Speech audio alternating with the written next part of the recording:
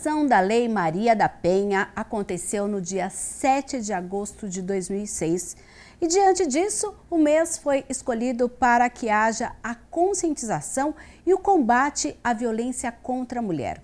O objetivo é sensibilizar e informar a população sobre a identificação de situações de violência e os canais disponíveis para denúncias, promovendo assim uma rede de apoio e proteção para as vítimas. A campanha do Agosto Lilás se destaca pela promoção de eventos e debates em todo o país, envolvendo agentes públicos, meios de comunicação e também a sociedade civil para divulgar as informações vitais sobre os tipos de violência física, sexual, psicológica, moral e patrimonial. E este é o assunto do Estúdio Câmara de hoje, que conta aqui com a participação da secretária municipal de Desenvolvimento e também Assistência Social, Vandecleia Moro. Nós também contamos aqui com a Jaqueline Gachet, que é presidente da Comissão das Mulheres Advogadas e dos Direitos das Mulheres da OAB Campinas. E hoje temos a presença da psicóloga Fernanda Tavares Velarde, que tem vasta experiência em abordagem humanista e atende crianças, adolescentes e adultos, realiza ainda diversos trabalhos direcionados às mulheres, baseados na teoria feminista. Sejam todas bem-vindas ao Estúdio Câmara. E você que nos assiste pode também mandar a sua sugestão ou a sua opinião para o WhatsApp da TV Câmara Campinas, vai direto para a nossa redação e aí você dá a sua opinião aqui sobre a programação da TV Câmara Campinas. Antes da gente iniciar esse bate-papo, né, que eu vou dar alguns dados aqui, olha. De acordo com a Agência Brasil, esse programa, inclusive, está sendo gravado no dia 7 de agosto, que é o dia em que a Lei Maria da Penha completa 18 anos, quer dizer, uma grande reflexão para a gente fazer por aqui, olha. E de acordo com a Agência Brasil, do governo federal, dados do último Anuário Brasileiro de Segurança Pública mostram que todos os registros de crimes contra mulheres cresceram em 2023. Ao longo do ano passado, 258.941 mulheres foram agredidas, o que indica uma alta de 9,8% em relação a 2022. Já o número de mulheres que sofreram ameaça subiu 16,5%, para um total de 778.921 casos. E os registros de violência psicológica aumentaram 33,8%, totalizando aí 38.507 ocorrências. Os dados do anuário são extraídos dos boletins compilados pelo Fórum Brasileiro de Segurança Pública e também tem um outro levantamento do Fórum. Olha, desde que esses dados começaram desde 2015 a 2023, nós temos 10.655 mulheres que foram vítimas de feminicídio. E de acordo com o mesmo relatório, esse número cresceu no ano passado em comparação a 2022, atingindo a marca em um ano de 1.463 feminicídios no país. Em Campinas, nós tivemos o registro em 2023 de 6 feminicídios e desde 2015, que também nós temos os dados aqui da cidade, na época nós tivemos o maior número em 2017 com 11 casos. Este ano, até o mês de junho, nós temos 4 casos de feminicídio. Bom, falamos bastante de números, daqui a pouco eu vou falar um pouquinho da questão dos números no judiciário, mas antes eu falo para vocês, 18 anos da Lei Maria da Penha, o que a gente pode fazer para conscientizar homens e mulheres? E essa lei, apesar de ter uma legislação, né, o que falta para a gente poder pensar em realmente avançar? E o que a gente já conquistou nesses 18 anos, na visão de cada uma? Secretária, seja bem-vinda. Obrigada. É importante, acho que você frisou muito bem, estar gravando este programa nessa data tão simbólica. É uma das melhores leis que nós temos conhecimento, ela está ranqueada como uma das melhores leis, mas quando a gente olha para a lei, é uma lei que surge de um grande problema, de uma grande violação de direito. Por isso é tão importante que ela seja aplicada. Não adianta ela ser muito boa, ter várias ações, se não há uma aplicabilidade. De que forma que a gente consegue isso? Unindo esforços, tanto do poder público quanto da sociedade civil, conscientizando as mulheres de quais são os seus direitos. E aqui em Campinas a gente tem uma atuação muito forte em rede, Mirna, isso é importante.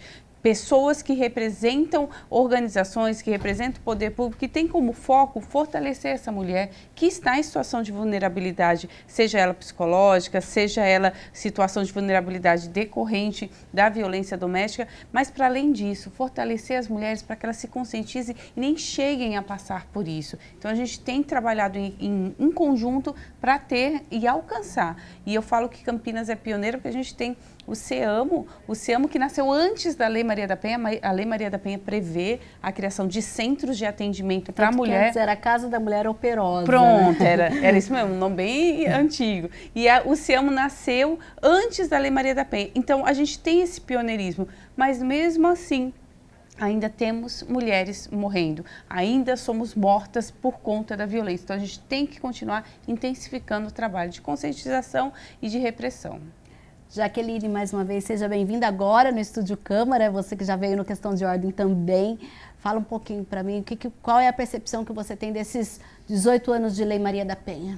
Bom, primeiro, mais uma vez, obrigada pelo convite, pela oportunidade, Mirna. Eu acredito que, como a secretária disse, a Lei Maria da Penha é, de fato, uma lei reconhecida internacionalmente como uma das mais eficazes e importantes no combate à violência contra a mulher. No entanto, também, como a secretária disse, ela sozinha não é suficiente para que a gente tenha uma mudança da realidade. Com relação a esses dados, por exemplo, nós sabemos que todos esses dados são subnotificados. A gente está falando de uma pequena parcela de mulheres que busca denunciar, que de fato procura ajuda, e aí chegamos nesses números, mas a grande maioria delas sequer sabe que está em situação de violência. Então, eu acredito que a Lei Maria da Penha, ela vem como um marco não só legislativo, mas como um alerta para a sociedade. Porque se a gente for olhar a história da Penha, né, que, aliás, eu tenho o privilégio de conhecer pessoalmente, nós só tivemos toda a batalha, né, nós só vimos toda a luta dela porque ela foi desacreditada. Eu vou fazer, então, um adendo, já que você falou, inclusive, da Maria da Penha. Às vezes quem está assistindo fala, gente, eu sei que a lei chama Maria da Penha, mas eu não sei o que aconteceu. Aproveita, faz um resuminho do que é a Lei Maria da Penha. Bom, Maria da Penha, ela é uma mulher que foi vítima de violência, ela sofreu 2 tentativas do que a gente chamava à época de homicídio, porque nós não tínhamos a previsão legal do feminicídio. Em uma das oportunidades, até chocante, mas até um gatilho para quem estiver assistindo, se quiser não continuar, mas ela foi eletrocutada dentro do banheiro da casa dela, enquanto ela, depois de já ter se tornado uma pessoa com deficiência, né, já estar na cadeira de rodas. E ela se tornou cadeirante por conta de um desses tiros, isso, né? Dessas exatamente. Tentativas. Tá. E ela procurou socorro, ela procurou ajuda, ela fez várias denúncias, mas o Estado brasileiro se isentou de responsabilidade e ela precisou acionar aí organismos internacionais para que o Brasil fosse punido e então que fosse exigido o cumprimento de acordos internacionais. Um deles é a CEDAW, que é a Convenção Interamericana de Direitos das Mulheres. Então a história dela é uma história que, além de nos possibilitar hoje uma lei que tem toda essa importância e reconhecimento, nos mostra que o que nos mata na realidade, né, o que mata todas as mulheres, é o fato de nós sermos desacreditadas. Quando a gente procura ajuda, nós somos questionadas, buscam-se motivos, vem sempre aquela pergunta do mas por que você fez isso? Mas o que você fez para ele? Então eu acho que o principal desses 18 anos é nós compreendermos que enquanto não acreditarmos nas mulheres que buscam ajuda e que procuram denúncia, a lei sozinha não vai fazer a diferença. Sim. Mas temos que reconhecer a importância dela e agradecer a Penha, né, por toda essa insistência e coragem, senão não a teríamos. Ela é uma das sobreviventes. Uma das sobreviventes. Verdade. Fernanda Velarde, seja bem-vinda aqui ao Estúdio Câmara. Fala para mim, na sua percepção, quais são as vitórias desses 18 anos? Olha, a Lei Maria da Penha foi uma grande conquista, porque as mulheres, elas são consideradas minorias, né? Assim como diversas minorias a gente pode ter. Então, dentro desse escopo, as mulheres eram tidas como seres com direitos, mas até a página 2. Então, a partir do momento que a gente tem uma lei, né, que preconiza o que é a violência doméstica, quais são os tipos de violência, porque falando assim, embasada na minha área, a violência psicológica é uma das mais sutis, das mais difíceis de reconhecer e das mais invalidadas, né? Imagina só, se uma mulher vai procurar ajuda e ela tá com marcas no corpo, ela já é invalidada. Imagina uma mulher que chega e fala que meu companheiro disse que eu não presto ou qualquer coisa nesse sentido, vai falar que você está fazendo numa delegacia, né? Seu lugar não é aqui. Então, assim, eu vejo como a violência doméstica como uma questão, assim, endêmica, se não pandêmica, um problema da sociedade civil, um problema de saúde pública até, se a gente for ver. E então, assim, eu acho que as vitórias giram em torno das mulheres terem esse suporte, delas ganharem esses direitos, desses direitos serem reconhecidos e delas conseguirem ser validadas na sua dor e para que elas continuem tendo vida, né? Para que elas não entrem nesses dados do feminicídio. Agora, Jaqueline, quando a gente fala em Lei Maria da Penha, não é só a violência doméstica, é todo tipo de violência contra a mulher, é isso? A Lei Maria da Penha, ela traz um rol que não é um rol taxativo, ou seja, não são só aqueles tipos de violência que nós devemos considerar, é um rol exemplificativo, que são aquelas violências que a gente já conhece, mas ela trata da violência que acontece dentro do ambiente doméstico e familiar. A gente vem falando muito, né, inclusive no Agosto Lilás, o nosso foco é a violência doméstica e familiar em decorrência do aniversário da Lei Maria da Penha, mas nós não podemos nos esquecer que a violência doméstica e familiar é uma parcela das violações que as mulheres vivem na sociedade. Tá. Então a gente tem também as outras violências, e aí eu posso falar das violências sexuais que acontecem fora desse ambiente, a gente pode falar de violência política, a gente pode falar de todas as violências de gênero, como a gente tem a desigualdade de gênero nas relações de trabalho, tudo isso é violência. Tá. Mas o foco da Lei Maria da Penha é a violência doméstica e familiar.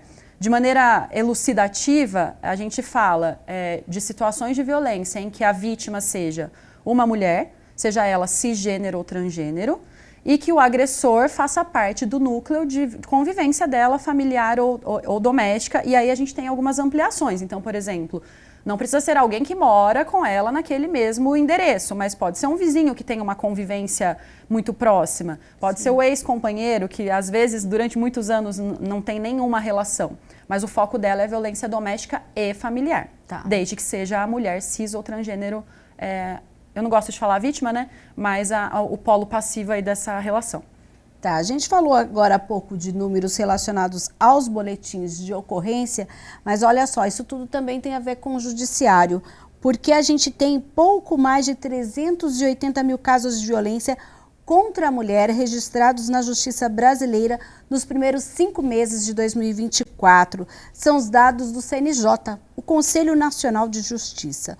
Os números com base equivale aí à média superior de 2.500 novas ações judiciais em todo o país. Os novos processos pesquisados são referentes ao crime de violência doméstica contra a mulher, estupro e feminicídio.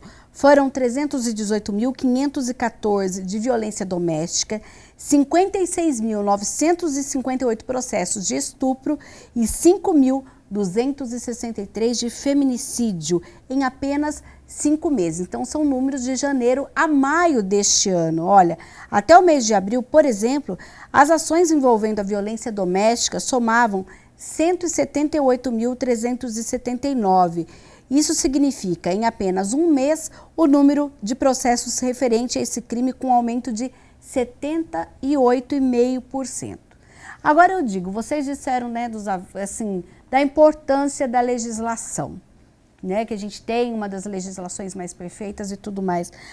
Mas o que de fato a gente pode pensar que protege essas mulheres? Tanto que, às vezes, no discurso e até nas notícias a gente percebe que algumas delas, olha, ela tinha tantos boletins de ocorrência, ela tinha medida protetiva. Por que a gente ainda não consegue, na prática, proteger essas mulheres?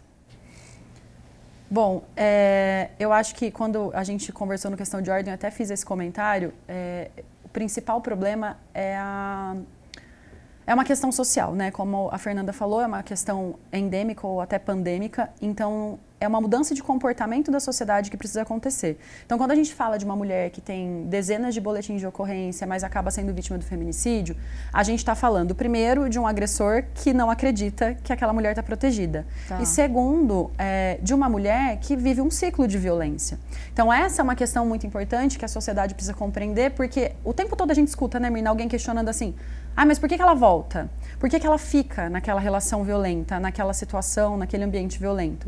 O ciclo da violência é amplamente divulgado, mas resumidamente a gente passa por algumas fases que começa na fase da explosão, quando o agressor vai violentar essa mulher. E aí, gente, é muito importante lembrar que nenhuma violência começa com tapa. Um relacionamento que é abusivo, ele começa abusivo em pequenas coisas. Sim. Como a Fernanda falou a respeito da violência psicológica, que é super sutil, começa no controle, que muitas vezes é travestido de cuidado, né? Aquela coisa do estou cuidando de você, mas na realidade é uma forma de controle. E essas pequenas atitudes tem que ser o primeiro alerta da mulher. Então ela passa por esse ciclo e depois que existe a agressão, que existe essa explosão, tem uma fase de arrependimento, que é aquela fase que o agressor pede desculpa, coloca a culpa na bebida, coloca a culpa no estresse do trabalho, coloca a culpa na mulher. Né? Diz que ela causou porque a roupa dela não era adequada ou porque a postura dela não era adequada, enfim. Aí eles entram numa fase que a gente chama de fase de lua de mel, porque é aquela fase que parece que está tudo bem de novo e em algum momento essa explosão vai acontecer. E a mulher, ela se mantém nessa relação porque ela é dependente emocionalmente. E muitas vezes ela não consegue entender que ela está nesse ciclo de violência. Então, a gente precisa olhar para esses repetidos boletins de ocorrência que acabam num feminicídio, primeiro olhando esse ciclo da violência. Sim. Porque muito possivelmente essa mulher, apesar de buscar ajuda em algum momento, ela volta para o ciclo. Sim. E aí quando ela se vê de novo em risco, ela faz de novo o boletim de ocorrência. E ela volta para o ciclo. Sim. Mas aí, Fernanda, a gente está falando desse ciclo que começa, né, com essa gota de violência psicológica, depois vai indo, até partir aí para a explosão, depois entra tudo de novo. Como que a gente pode pensar em romper esse ciclo? Até porque antigamente se falava muito, a violência doméstica, a mulher que não tem dinheiro para se sustentar, ela que é a vítima. E hoje a gente vê que tem todas as classes sociais. Como que essa questão que a Jaqueline até apontou, da dependência psicológica, da dependência emocional desse parceiro, para que ela encontre forças ou encontre uma maneira de romper esse ciclo? Como que é isso?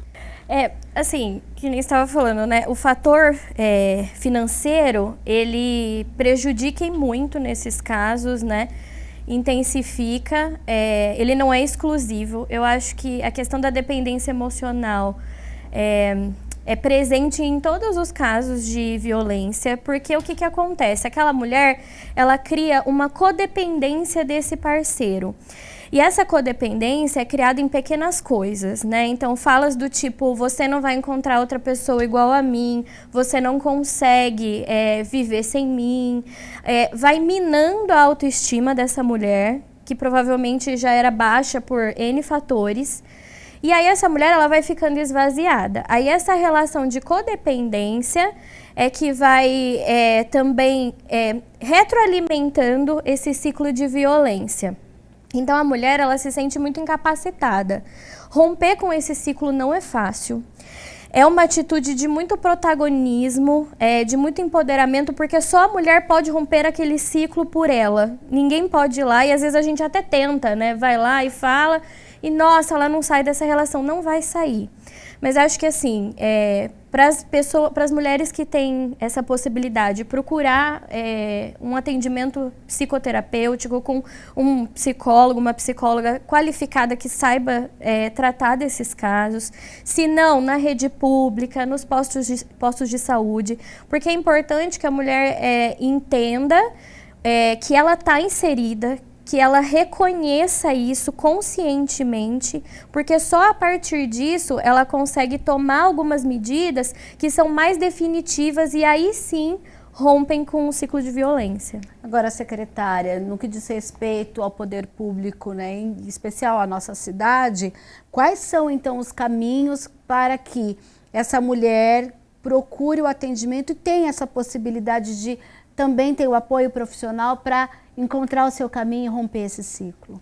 Olha, Mirna, são vários os caminhos. A gente está falando de uma rede protetiva, então essa mulher pode ser acolhida, seja num atendimento, numa orientação que ela tenha com o advogado ou na própria DDM, nos nossos serviços. Então depende que porta que ela vai. Enquanto assistência, nós temos procurado acolher essa mulher, por exemplo, ela chega no nosso serviço, o CRAS, que está espalhado por todo o território, às vezes ela chega sem saber que está sofrendo uma violência. A doutora Jaqueline colocou isso. E ali, através de uma escuta, de rodas de conversa, ela se identifica que está em um relacionamento violento e aí ela procura ajuda. Nós normalmente fazemos um encaminhamento para o CEAMO, onde essa mulher é acolhida, tem assistência social, psicólogo, tem orientação jurídica também, porque infelizmente muitas mulheres, a gente sabe, nós estamos aqui advogadas, a gente sabe que é muito comum para nós saber da realidade, mas tem mulher que ainda acha que se ela sair de casa ela perde o direito à partilha dos bens. Tem mulher que ainda acredita que se sair de casa ela perde a guarda dos filhos. Então essa orientação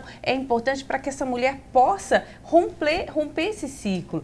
Como a doutora disse, eu posso querer romper o ciclo, ajudar, mas é ela que tem que fazer. E como ela vai fazer isso? Sentindo-se fortalecida. Então são várias as portas que nós temos. Se essa mulher já está numa situação extrema de violência, aí nós temos os abrigos. A gente tem um abrigo municipal cujo endereço é sigiloso, só as forças de segurança sabem, para que essa mulher possa estar protegida, e quem pode estar nesse abrigo é quem tenha uma medida protetiva. Mas aí a gente fala, e aquela mulher que não tem uma medida protetiva? Faz um ano que foi implementado o auxílio aluguel para mulher vítima de violência, que é um suporte para essa mulher. Primeiro ela faz o registro do boletim de ocorrência e ela é acompanhada pelos nossos CREAS, porque não basta ter só um novo espaço para ela morar, não basta dar um novo local para que ela possa recomeçar a vida. Ela tem que entender que ela estava num lar violento, ela tem que ter um acompanhamento psicológico. Sim. Porque senão vai passar o tempo, essa mulher vai estar de novo com o agressor dentro da casa que ela saiu e continuou nesse ciclo. Então, é um trabalho em conjunto, é rede. Sim. É todo mundo junto. É assistência social, é segurança pública, é educação que a gente precisa conscientizar. E a gente está falando, secretária, da mulher, mas grande parte ainda tem a questão dos filhos. Uhum. E aí, como pensar também em se realocar, se ver nesse lugar em que você, por exemplo, você tem uma medida protetiva, quer dizer, a mulher tem uma medida protetiva, mas esse pai tem que ter contato com os filhos de alguma forma. É uma coisa muito, muito doida, na verdade, pensar nisso, né? A doutora Jaque com certeza pode colocar que está atuando bem próximo disso, porque tem sim algumas restrições, principalmente com relação aos filhos, né? Tem. A gente tem uma alteração legislativa que determinou que em casos em que fique comprovada a violência doméstica, a guarda compartilhada não deve ser uma regra. Por quê? Há alguns anos no Brasil, a guarda compartilhada se tornou regra, o que significa que se um casal ali no processo de divórcio ou de solução de união estável não entrar num acordo com relação à guarda dos filhos, o judiciário vai decidir, e o judiciário vai decidir pela guarda compartilhada. Tá. Ah, mas o que é a guarda compartilhada? Fica metade do tempo com cada um? Não. Isso a gente chama de convivência alternada, é outra coisa. Só que a guarda compartilhada, em tese, prescinde de um diálogo dos genitores, porque eles vão precisar em conjunto tomar decisões. Então, quando existe uma relação de violência entre o genitor e a genitora, né, entre pai e mãe, normalmente, ficou-se determinado pela legislação que não pode ser uma regra a guarda compartilhada. Tá, até porque antes estava usando a questão da alienação parental também, em muitos casos falando, olha, eu quero ter contato com meu filho. Isso é uma coisa muito delicada. Eu acho que a partir do momento que a gente começou a olhar com olhos mais cuidadosos para a violência contra a mulher, a gente acabou mudando um pouco o nosso olhar com relação à lei de alienação parental. Tá. Porque a gente precisa tomar muito cuidado para não esbarrar na alienação parental, e o impedimento do exercício da guarda compartilhada, de certa forma, também sobrecarrega a mulher. Porque a mulher, ela vai sozinha, mais uma vez, como a gente já sabe, eu não tenho os dados aqui, mas a gente tem uma parcela gigantesca das famílias no Brasil que são famílias monoparentais, formadas pelas mães e seus filhos, né? Que já não tem uma participação efetiva do genitor, que também é uma violência, né? Se a gente for olhar tecnicamente e olhar com cuidado, uma família monoparental em que o genitor abandona Porque é essa palavra, é abandono. Abandono seus filhos e aquela mãe cuidando sozinha daquelas crianças, é uma família que está sendo violentada também. Então, eu acredito que o melhor nesses casos é a análise caso a caso. Os processos judiciais que discutem guarda de crianças e adolescentes têm um estudo que a gente chama de estudo psicossocial. O judiciário tem psicólogo e assistente social que vão analisar as condições daquela família, daquele núcleo familiar. Às vezes, a família estendida, então avós, se tem madrasta, padrasto, se tem enteados, enfim, todo aquele núcleo em que a criança vai conviver para entender o que é melhor. Tá. Mas, em regra, hoje, se existir uma situação de violência, a guarda compartilhada não pode ser determinada. Ah, entendi. Inclusive, a gente teve aí algumas adequações à lei desde 2006. A gente teve, eu peguei aqui alguma informação, se faltar, vocês me corrijam. Deixa eu ver aqui, olha. No ano passado, em abril, nós tivemos aí a lei que melhorou a concessão de medidas protetivas de urgência para proteger a vítima. O texto especifica que a justiça pode decidir afastar o agressor da mulher a partir do depoimento dela à polícia, caso relate que está em risco físico, psicológico, sexual, patrimonial ou moral. E em maio deste ano, a gente também teve aí mais um adendo à lei que determina manter sob sigilo nos processos o nome de mulheres vítimas de violência doméstica. Mas com a sanção, a nova lei ainda, a gente está nos 180 dias para que ela efetivamente entre em vigor. E esse sigilo, de acordo com a lei, vale apenas para a ofendida, sem abranger o nome do autor do fato ou demais dados do processo. Essas duas atualizações, ao seu ver, Jaqueline? Com relação ao sigilo, na prática isso já acontecia, só que os processos judiciais, o processo se tornava sigiloso e não o nome das mulheres. Tá. Então a gente não conseguia saber sequer quem era o agressor. Eu quero ver na prática, né, como que vai funcionar, porque isso